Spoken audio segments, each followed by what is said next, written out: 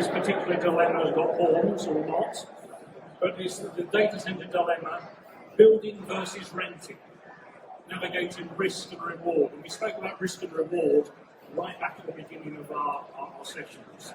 So it's my pleasure to introduce John Healy, who's the Chief Operating Officer from KeySource. He's got a background in engineering and extensive experience in the data center and critical environment industry. John, I'll leave it to you to introduce your panel and the discussion. Thank you, James. That's brilliant. Good morning, everyone. Thank you for attending the session. As James said, today we're going to be exploring the data center dilemma, the building versus renting discussion. Actually, I'll hand over to the guys to introduce themselves. Can I start with Billy, please? Hi everyone, my name is Billy Sandy. I am the operations manager for ISIN, and we are a project construction and commissioning management company operating in the UK. And thank you, Billy. Chris? Hi everybody, I'm Chris Orlando. I'm the CEO of Scalability, the data center operator in the US with 5 locations. I'm also the CEO of DDC Cabinet Technology. Created an air-cooled cabinet system that can plug into any data center today to help you deal with variable densities across a variety of different data center platforms. Cheers, Chris. And Matt? Good morning. It's Matt actually from data centers. On the CLO now, we operate co-location facilities in Manchester and Farnborough, currently with 2, and hopefully one more on the way in Manchester, and hopefully another one to follow shortly after in Farnborough. So it's mainly co-location services to enterprise type clients. Perfect, thanks, Matt. And yeah, as James said, my name's John Healy, the CEO of KeySource. So I've got the impossible challenge of keeping this gig to time, so we'll see what we can do today. I guess that just to set the scene, so yeah, the building versus renting debate has been around since the sort of dawn of co-location time. Increasingly leveraged by enterprise to reduce technical real estate and overhead, enabling IT transformation. We've got the co-location providers also leveraging the market to enable the speed to that market or to deliver regional demand. We're fully aware of the features that might lend to those in terms of operating cost models, high availability service levels, flexible capacity models as well. Although it's clear that it's not the utopia for everybody in this market, so we kind of want to dig into that a bit more today. I'll start off with you, Matt. So Matt, Dating Group, I believe has a great perspective. You've got enterprise clients that are wrestling with different types of challenges. You've got colo providers that are coming to you for to meet regional demand. What do you see in terms of the types of sectors and the workloads that may be influencing the debate? I think the debate, first of all, has been going on for a long time, and the fundamentals still exactly the same. Certainly as long as I've been in the industry for the last 17 years. I think what we've seen is a shift in the type of customers that are asking that question, particularly.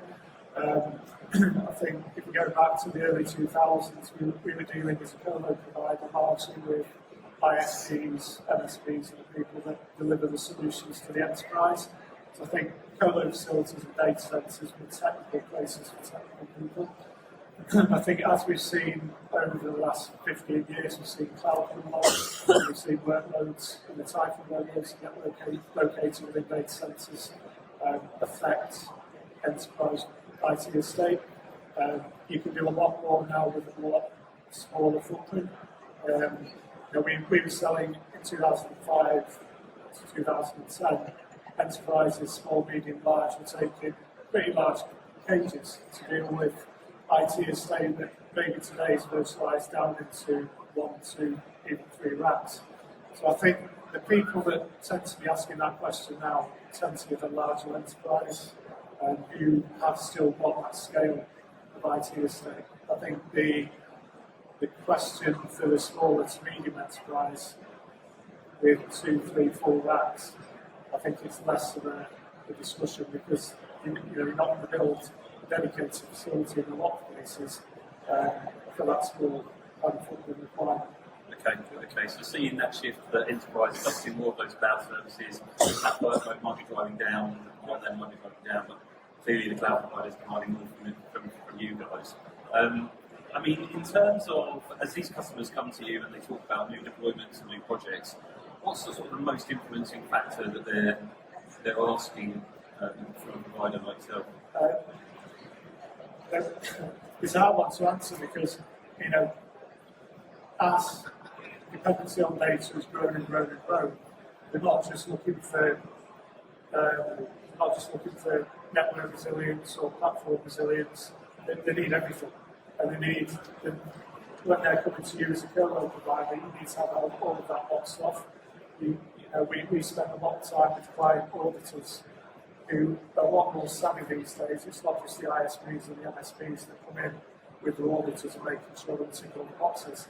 So we, particularly from a network perspective, if you go into a colo facility, you'd expect to see 4, 5, 6, up to 15 independent network providers coming into the facility. Because the network outage at the end of the day is as bad as a power outage from the data centre. So I think when you compare that with building your own facility, that's a very hard thing to achieve, because within a colo facility that develops over a period of 8, 9, 10 years, we're going to do all the different fibre providers. Yes, okay.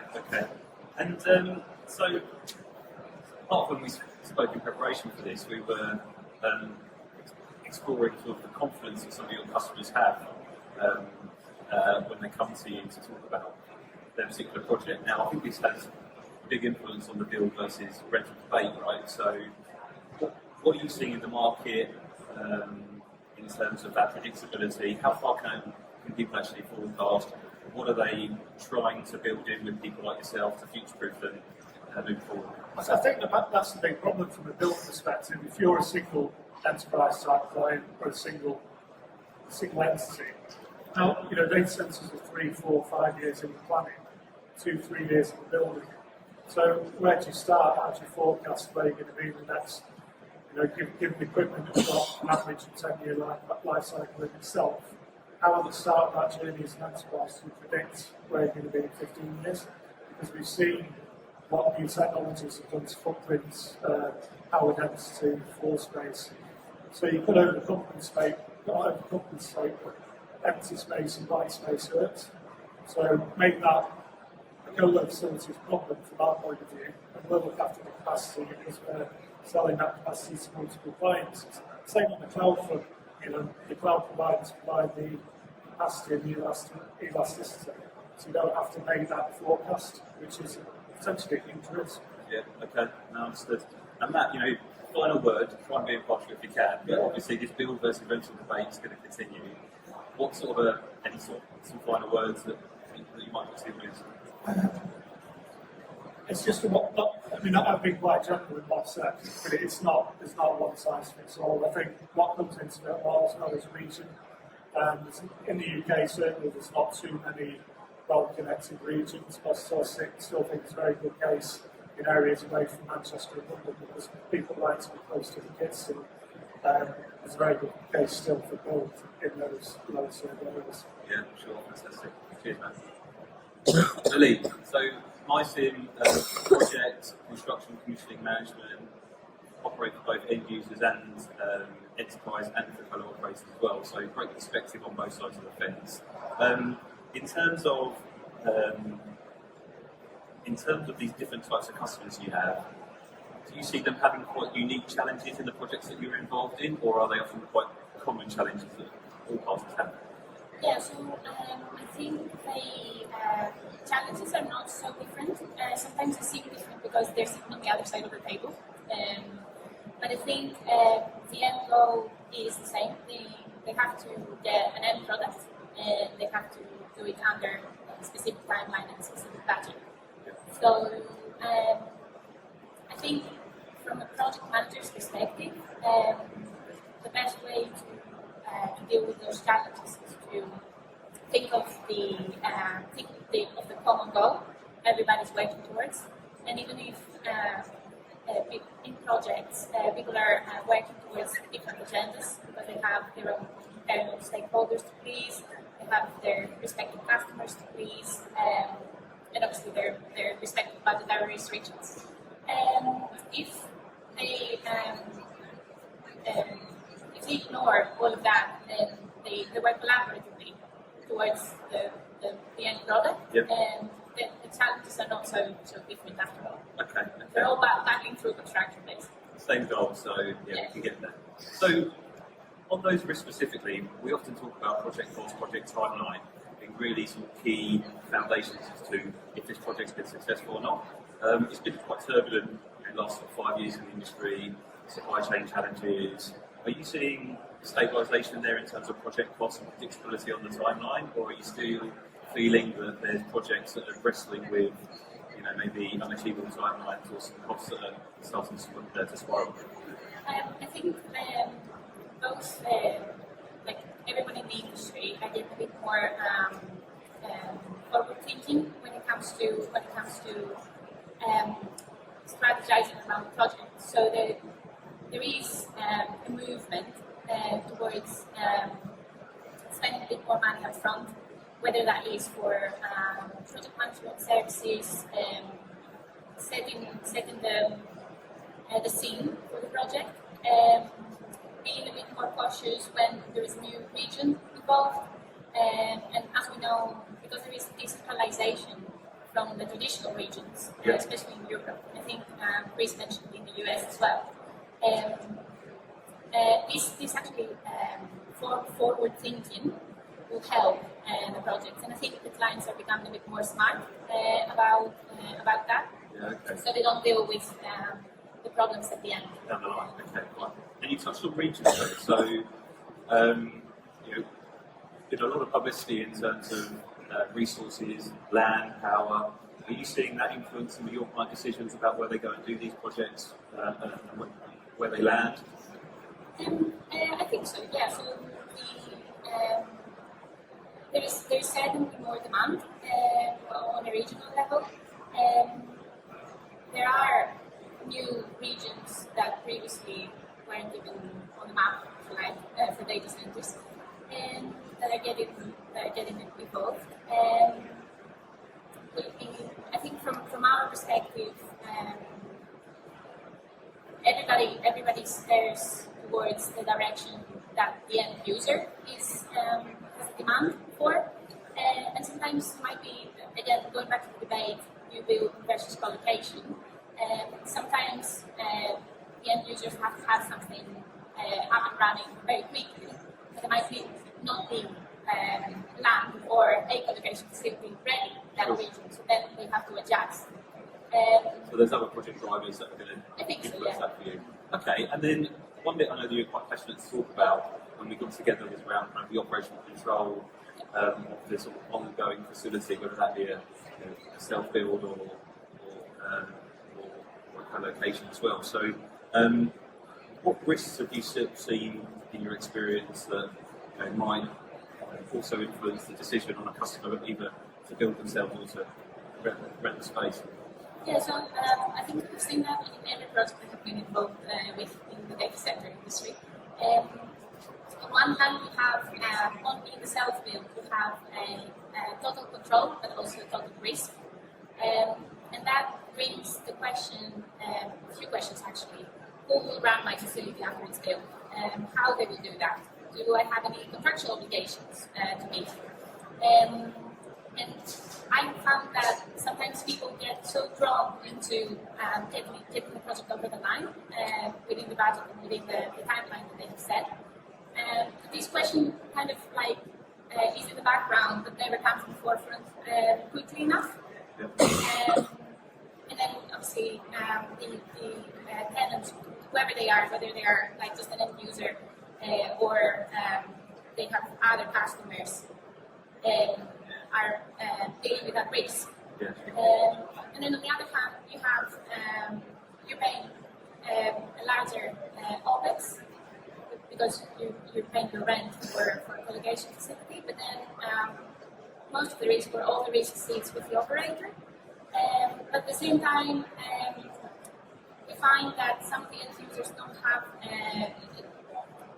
they're trying to get through the specific conditions of the facility that either it's too late to get them in, or sometimes the operator cannot meet them for their own specific reason because they have their own strategy as well. Sure. So I suppose, yeah, I can see hybrid solutions, clients combining validations and self-builds, so they can have their operations quickly up and running, and then generate enough revenue from that space that they're already utilizing, in order to show a healthy business and get more funding for their self-build. Sure, understood. So it has to be at the forefront of the debate, because actually who's going to manage this moving forward is going to be really key, right? So, brilliant. And then Chris, so Scale Matrix, hybrid service provider, you mentioned the DDC Cabinet, the DDC Cabinet Technology as well. So, when we spoke, and trying to keep on topic on the build versus rent, what's your view on how customers best navigate this approach to scalable and diverse capacities as well? Yeah, I think we all agree right now that things are changing faster than they've ever changed before. Right? So Billy said that the problems we're facing are the same, right? Planning, capacity management, forecasting, all those type of things. But forecasting was easier when workloads were very similar. But now that we've got medium density, high scale flexibility, all of those things having to come together makes it really hard to forecast out. So luckily, right, the data center industry is getting better, and tools are evolving, right, that are helping us adjust to those type of things. So as individuals planning workloads, we have to look to either our colo providers, make sure they're staying on the edge of development to be able to support both what's happening today in the data center, the building, to be able to support modularly for the future, to keep those things in one site, whether it's AI, traditional enterprise workloads, etc. And those same tools can be applied whether you're looking to build and manage stuff yourselves. Billy did a great job of outlining all the concerns that you might have if you're doing it yourself. But in a lot of cases, like universities, special artificial intelligence projects, those type of things, there is a case for building yourself. I think we just have to be more thoughtful in the planning today, because the forecasting, looking out just even a year today, things are changing so quickly. We have to really try to stay ahead of it. That's where we sit, uniquely from a DDC perspective, building tools that adjust for customers' requirements, so that if you have a workload today that you're installing either in a colo or in your own facility, you don't hamstring yourself into that having to be the only way you can support things, or stranding resources, things like that in the future. Intelligent design is critical in the next phase of data center evolution. And Chris, from what you touched on AI there, and it wouldn't be a seminar without it at the moment to touch on AI. Yeah. But what are you seeing in the States in terms of that approach? Is that starting to reinvigorate the debate on whether actually these AI users or these AI platform providers actually build their own to enable it, or are you seeing something different out there? Yeah, so in the States, we own 5 data centers, and that was our primary business, operating for a long time. The technology we built to deal with AI specifically, we've shifted most of our focus to that, and now we're helping deploy that in other data centers, so it's certainly becoming a bigger focus. Customers are coming to us saying we need a way to deal with a lot of different densities in a small deployment.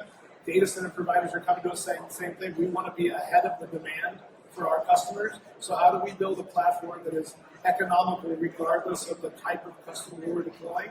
And if you find partnerships with data centers that are looking that far out, that's helping you take some of that requirement planning off your workspace. Because the worst thing you want to do is deploy a site today that can't keep up with the requirements of tomorrow. And in the States, I think we're seeing that happen a little more quickly, right? Where there's 10, 20, 30 megawatt deals that are happening in places where it used to be 500 kilowatts and 700 kilowatts. It happened kind of overnight. That doesn't impact everyone, but it is showing us where the technology roadmap is headed. If we can stay ahead of it through the use of new tools and the evolving platforms, I think we'll all do well by focusing on those pieces. And then just a quick note on, a lot of customers will have existing assets, or a lot of colo operators will have existing assets that they want to leverage to try and support that AI high-density platform. It takes a long time to get a new site to market, right? So, can you talk to that a little bit about how that's best probably managed in the short term? Yeah, one of the biggest things that we're focused on today is helping customers retrofit, right? Taking the bones of an existing infrastructure platform, a data center, and while the raised floor might be the way of cooling in the future, you can still make use of power and cooling and water. And whether you're a colo provider that's doing that internally to support future densities for your customers, or whether you own and operate the facility yourself as an enterprise user, being able to rejuvenate that previous investment and extend it by using the new tools that are coming out for liquid and air hybrid cooling, those are things that can help customers extend without having to double down on an investment. And I think that's the name of the game today. Figure out what it's costing you, what does your roadmap that you can forecast look like, and then make sure you're deploying the tools that can variably adjust based on where those workloads are going, because we all know they're changing rapidly. Yeah, fantastic. Brilliant, Chris. Okay, guys, that's what brings us to the session. Any final words that we haven't covered before we move on to Q&A at all? I think the only final one I can think of is sustainability. Okay. That is something that it'll be evident in every show that you go to the venue itself. So I think some people pay a bit more lip service to it than others, but we all have got commitments now that we've got to meet. And I think whether you're a data center operator or an enterprise, that's got to be at the forefront of everything we're thinking about. So we can't pass the buck through the model. Really? Unfortunately, going to say sustainability, but Matt stole it. But no, in combination with the increased densities that the clients are asking for, we definitely need to think how the density is not going to make the data centers more energy hungry than what they are now. And also the regional element that we mentioned before. Like, we don't want to start putting data centers everywhere and spoiling local communities and local scenery and everything. So that has to be, again, it's like one of the things that you have to think very, very early goals in the project. You make a really good point that these facilities have to be in locations that they're going to be used in the most effective way. So, Chris? And whether you're a co-location customer today, a co-location operator, or an enterprise data center user and operator, and you're facing these time-to-market challenges, variable density challenges, et cetera, there are tools out that can help kind of stay ahead of those things and future-proof investment. I know it's a very cliche word, but we are getting much better inside the tech of the data center. We're dealing with those things in a very cost-effective manner, and we've got a stand here if you'd like to come by and talk about it. So thanks. Brilliant, thank you, Chris. Thank you all for listening. We're going to move on to a short Q&A session now, so if anyone's got a question, then I think if you raise your hand, then we can get a microphone to you.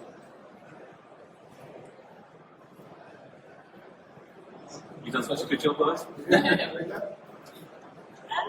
Yeah, sorry, I'm coming quite an uneducated point of view, so apologies if they're stupid questions. But I have two. One, is there like a typical contract length for those co-location? I'd say we're seeing more and more requests for shorter term contracts because people are having that trouble forecasting. I think the sweet spot for us in our clients seems to be about a 3-year contract term. It depends how bespoke you're going and how many specifications you might have from the security point of view and investment that the colo. The colo provider's still got to make an investment quite often to meet your specific requirements, unless it's just a general colo.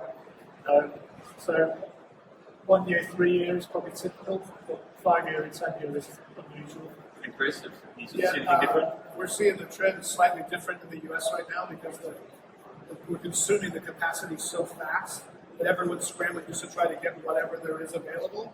And so they're doing 5 and 10 year deals as more of a standard now. I see that AI has been a major workflow influence in the US now in the last 12 to 14 months. And it's consuming more than the hyperscalers in the cloud version. So that lot and that reduction in capacity is making people just try to contract whatever they've got, whether they know if they can use it or not. So different views in different markets, but I see both. That's really interesting, thanks. And the second was just, have you seen examples of where there's been maybe kind of regulatory or political risk from having your data centers located in a different kind of area to where some of your operational businesses are? It takes longer to get a planning permission, basically. It is very much depends on the regions. Basically, we had 2 projects in London, and one was approved very easily, and the other one still battling for. Well, that answer your question? Yeah, on a global scale, it's different as well, right?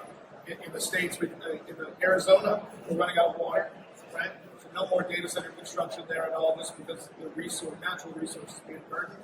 And then obviously with the geopolitical stuff, data repatriation out of Asia and other places, definitely an impact on where you put your information.